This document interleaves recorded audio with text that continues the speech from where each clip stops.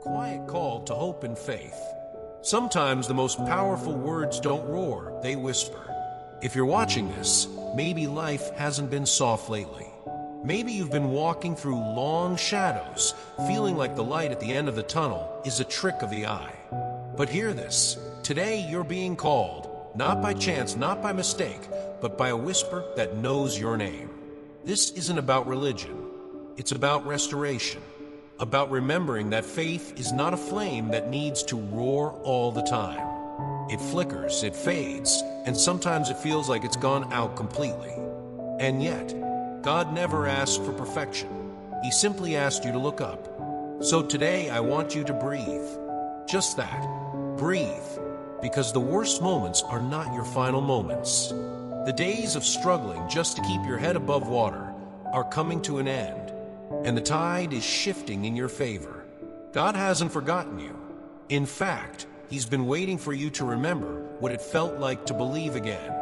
Not just in Him, but in yourself. In a life filled with meaning, with second chances, and with moments of peace that don't need explanation. So here's the invitation, come back. Not to a church, not to a doctrine, but to hope. To truth. To the still, small voice that's never stopped calling your name. Because better days aren't just coming. They're already reaching out to you. Will you take that hand? Protection in the darkest hours. Have you ever looked around and thought, where's God in all this? We've all been there. When you're buried in stress, when dreams seem buried 6 feet under, when life throws curveball after curveball, and you can't catch a breath, let alone a break. But here's something sacred. God never leaves His children stranded in the dark. You see, there's a kind of protection that doesn't make headlines. It's the kind you feel when everything should have fallen apart, but somehow didn't. When the job was lost, but your soul held steady. When relationships crumbled, but something inside you stayed whole. That's not coincidence. That's divine covering. God isn't watching from a distance. He's walking beside you, shielding dreams that haven't died, just slept. He's standing between you and the destruction that should have crushed you, and reminding you, you are not alone. But there's something else. A warning we don't always like to hear. When blessings come, so does envy. It's strange.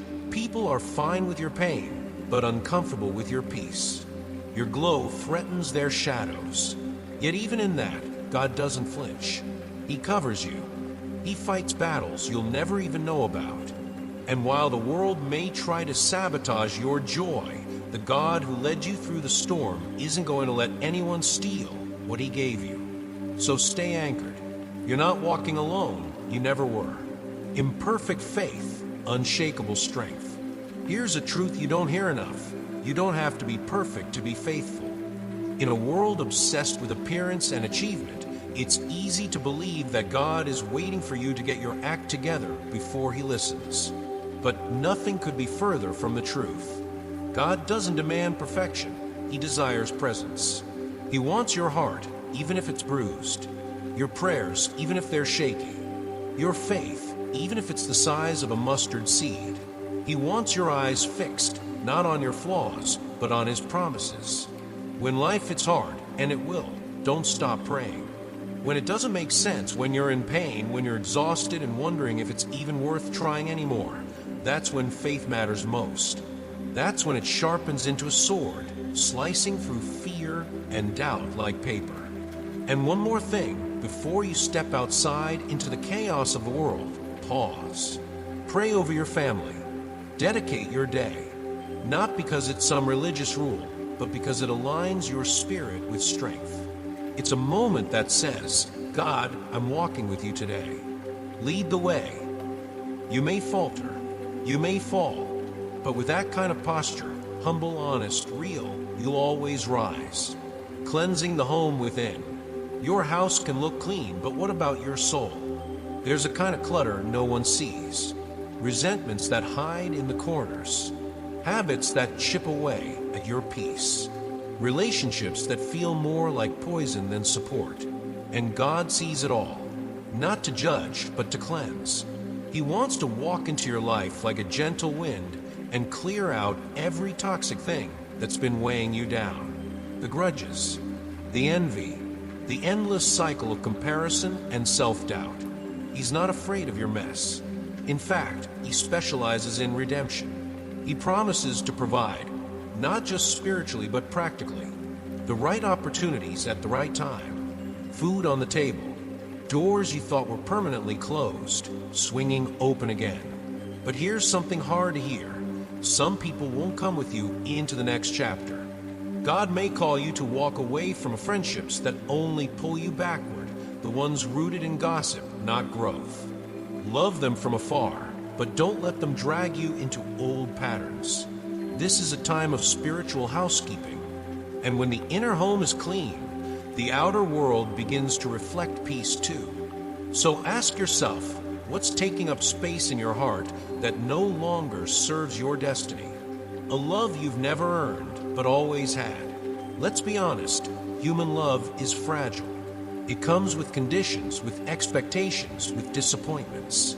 Sometimes we give it, sometimes we withhold it.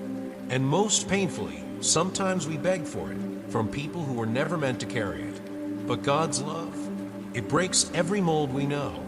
It's not based on your performance. You don't have to earn it, prove it, maintain it. You just have to receive it. This is the love that led Jesus to die and rise again just to say, you are worth it. It's the kind of love that whispers, even when you forget me, I never forget you. So when the blessings come, and they will, don't forget the source. Don't be like the one who receives healing and never says thank you. Gratitude isn't about being polite. It's about staying connected, rooted, anchored to the one who never let go. God doesn't want your money. He doesn't want a forced ritual. He wants your heart, sincere, open, real. That's the offering that multiplies miracles. And maybe you haven't felt worthy of love lately. Maybe you've been running from guilt, from shame, from yourself. But today, let those walls fall. The kind of love you've always longed for, safe, steady, unconditional, has been here all along. You don't have to chase it. You just have to come home. Providence and divine direction. Have you ever prayed for abundance but still felt broke? Not just in your wallet, but in your spirit? It's easy to assume that provision means a full bank account. But God's idea of abundance goes far deeper. Sometimes the greatest gift is that no one's knocking on your door demanding repayment. You're not in chains.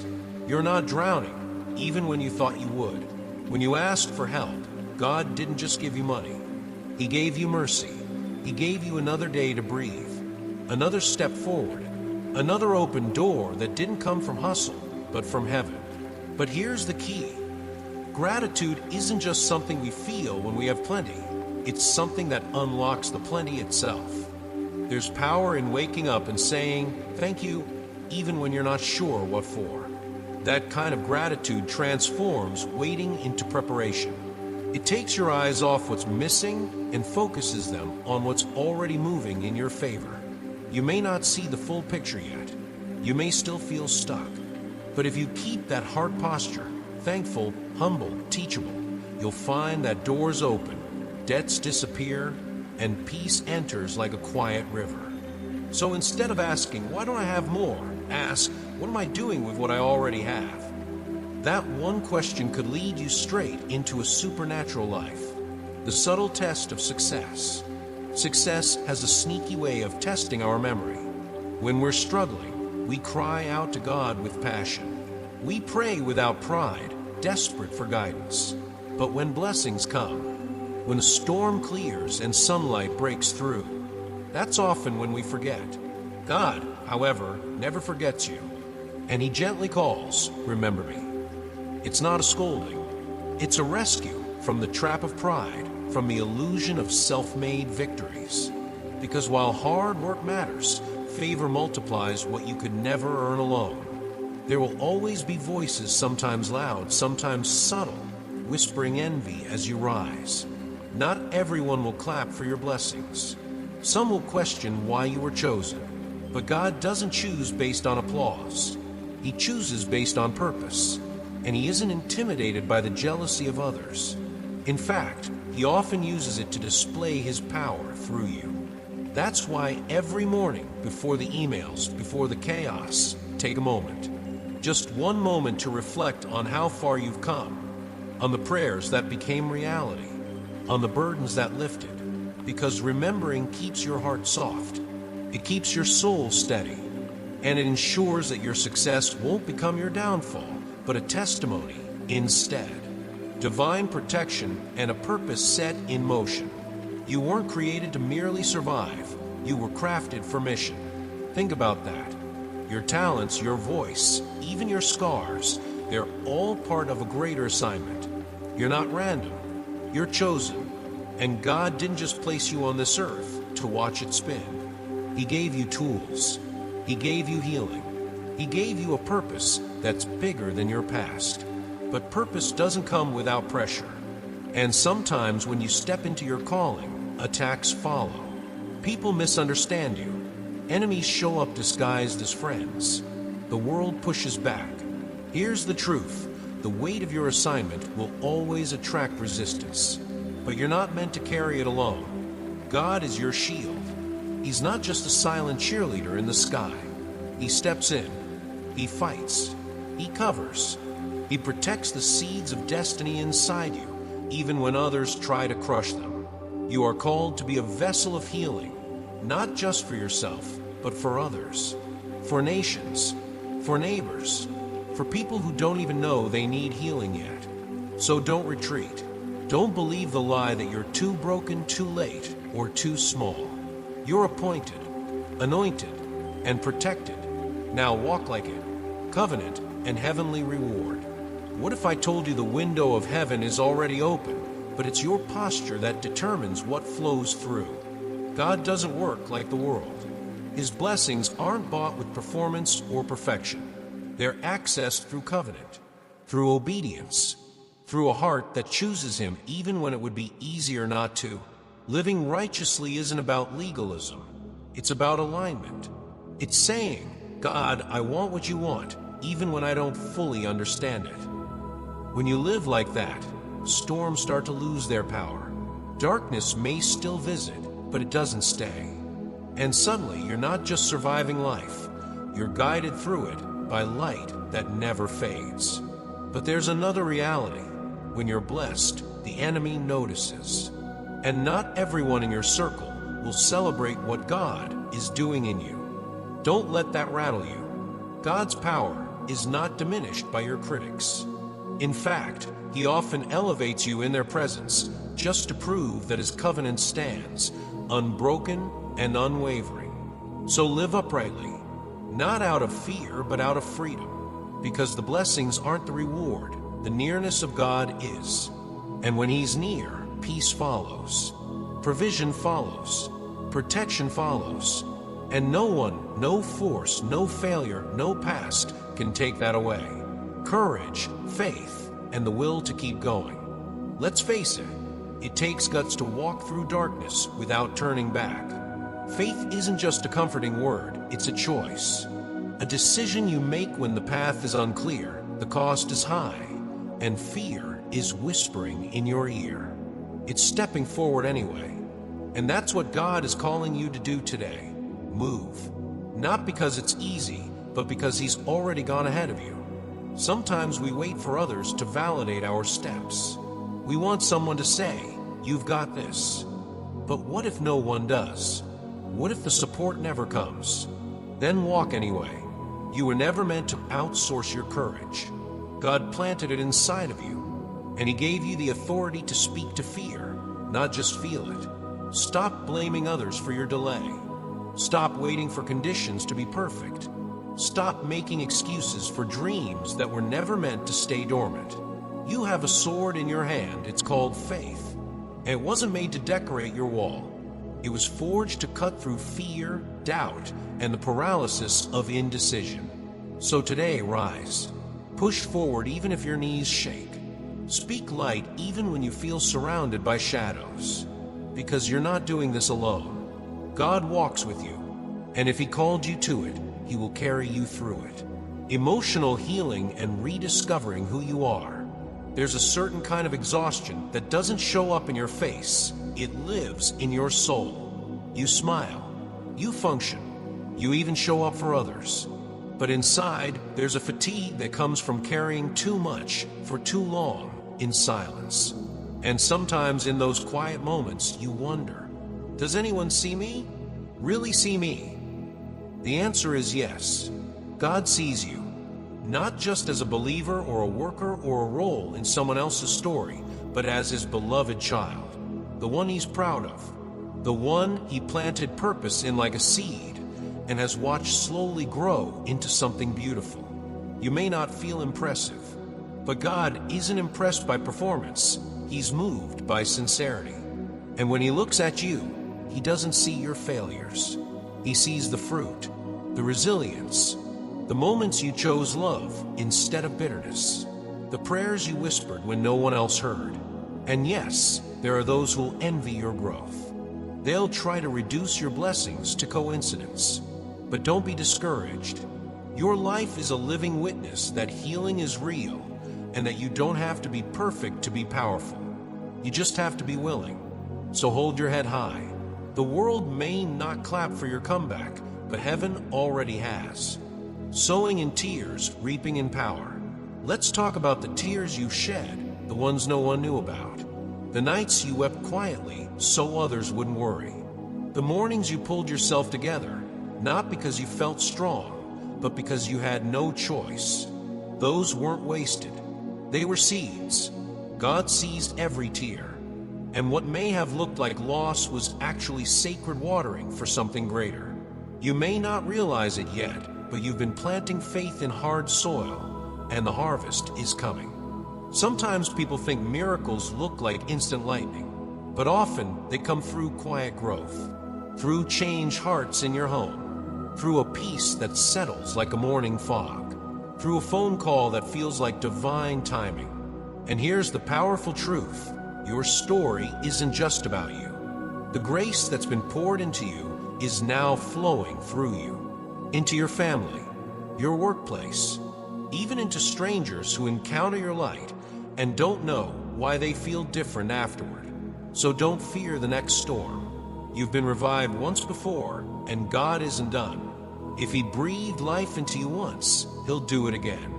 Because every seed of faith sown in tears will bloom in power. Just wait, the fruit will be undeniable. Leaving the past and walking into the new. It's hard to let go of the past when it's become your identity. We carry our mistakes like name tags. Hi, my name is failure. Not enough. Too late. And somehow, even when grace shows up, we hesitate. We think, surely this new life isn't for me. I've done too much, missed too many chances. But God says otherwise. Every sin forgiven, every shame forgotten, every chain broken. That's not poetic metaphor. That's spiritual reality. You are invited, not because you earned it, but because grace chose you.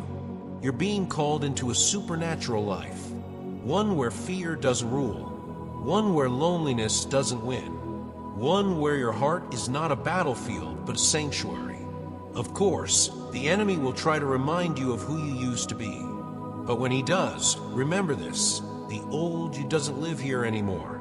A new name has been spoken over you, redeemed, restored, chosen. And when your faith stands firm, no darkness can destroy what God has sealed. You don't need to fight your past. You just need to stop feeding it. Let it go, not with resentment, but with reverence for the lessons it taught you. The future you've been afraid to hope for, it's not only possible, it's already unfolding. The quiet strength of grace. There's a common misconception that strength always looks loud. That if you're strong, you always speak up, push back, fight back. But sometimes real strength is quiet. It's the pause instead of the reaction, the prayer instead of the argument, the deep breath instead of the angry reply. This kind of strength doesn't come from willpower. It comes from grace. You don't have to prove your worth in every room. You don't need to clap back at every insult. The most courageous thing you can do sometimes is walk away, not because you're weak, but because your peace is too precious to trade. Yes, fear comes back. It knocks gently at first, then tries to storm the gates. But don't answer. When fear returns, return to God. He's always ready, always available, always waiting with arms wide open and a whisper that says, "You're safe here." You're never alone in the battle, even when no one else sees it. God walks with you, not just in churches or quiet meditations, but in traffic, in tears, in the middle of the mess. So next time you're tempted to lash out or spiral down, remember, you are wrapped in divine strength. You don't have to fight like the world fights. You already have the victory, and peace is your proof. Choosing life over lies.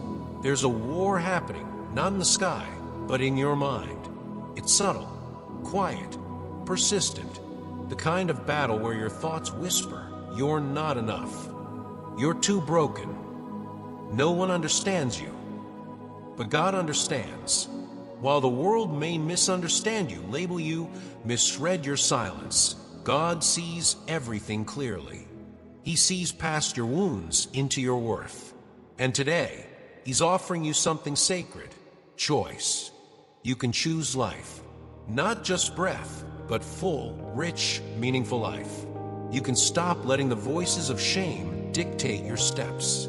You can silence the accusations of the past. You don't have to carry every scar as proof of defeat. They can become proof of redemption. This is a turning point. The moment you stop waiting for validation and start walking in purpose. The moment you say yes to what God has been whispering for years. The truth is, you've always had a mission, a calling, a light to carry into dark places, and the world needs it, now more than ever. So don't delay. The decision to live, truly live, starts now, and heaven is already rejoicing at your yes.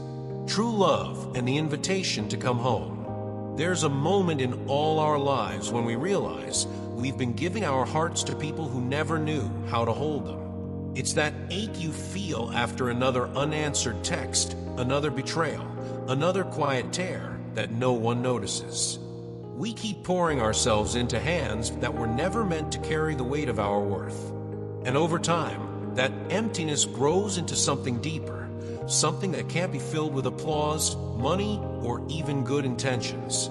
That's when God steps in, not to shame you, not to say, "I told you so," but to gently whisper, "Come home." Come back to the place where love isn't earned, where your soul doesn't have to perform, where you're not just tolerated, but cherished fully, deeply, eternally. You were never designed to beg for affection, not from people, not from the world. You were created to receive love that heals, not wounds. If there's an ache in your spirit today, if something feels off but you can't explain why, maybe that's the void only God can fill. Maybe it's the echo of Him calling you back, not to religion, but to relationship. So stop chasing people who leave you empty. Your place is waiting, not in their approval, but in God's embrace. And He's not asking for perfection, just presence. Miracles are closer than you think. Have you ever felt like you were on the edge of something, but couldn't quite see it? Like there's this invisible line between struggle and breakthrough, and you're just waiting, hoping that today might be the day something finally shifts. What if I told you it's already begun? God doesn't always work in grand gestures.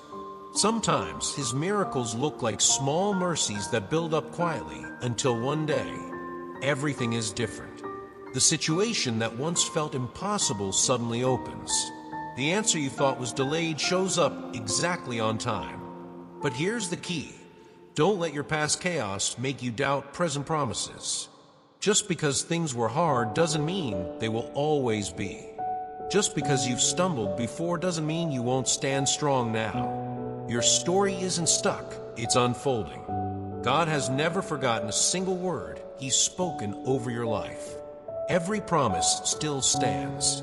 Every prayer you whispered in the dark has reached His throne. And now He's moving. But can you believe again? Can you let your heart hope, even after disappointment? Because when you do, you'll start to see it, the alignment, the provision, the open doors. Not coincidence, confirmation. Your miracle is closer than you think. Don't miss it because you stopped looking. Rebirth and a joy that lasts. There's something sacred about rock bottom. It's where illusions die, where pride dissolves, and where you finally realize if anything good is going to rise from this, it won't be because of your strength. It'll be grace. Pure, undeserved grace. And that's the birthplace of joy. Not the kind that fades when the weekend ends or when people let you down.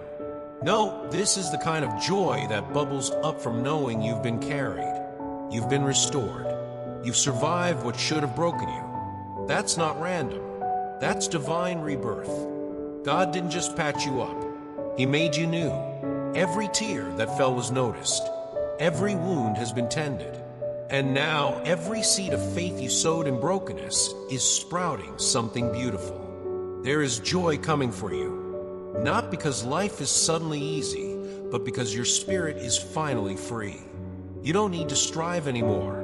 You don't need to chase perfection or fear failure. The harvest is coming, not because you earned it, but because God is faithful. So smile again, dream again, expect goodness again. This is your resurrection moment. The pain was real, but it's not the end. The joy that's coming will make the sorrow worth it. And this time, it's joy that stays. The unshakable peace of a new life. Here's the truth no one tells you. Healing doesn't always look like dancing in the sunlight. Sometimes it looks like finally breathing without a lump in your throat. Like sleeping through the night without replaying every mistake. But that, my friend, is peace. And it's yours now. God isn't asking you to forget the pain. He's asking you to use it. To take those broken pieces and let Him shape them into wisdom, into strength, into compassion for someone else's story. Your scars are not a sign of shame. They are evidence of survival. And you didn't survive just to return to who you were. You made it through to become someone stronger, kinder, wiser, more aligned with who you were always meant to be. God never meant for you to live in sorrow. He didn't create you for a life of quiet suffering.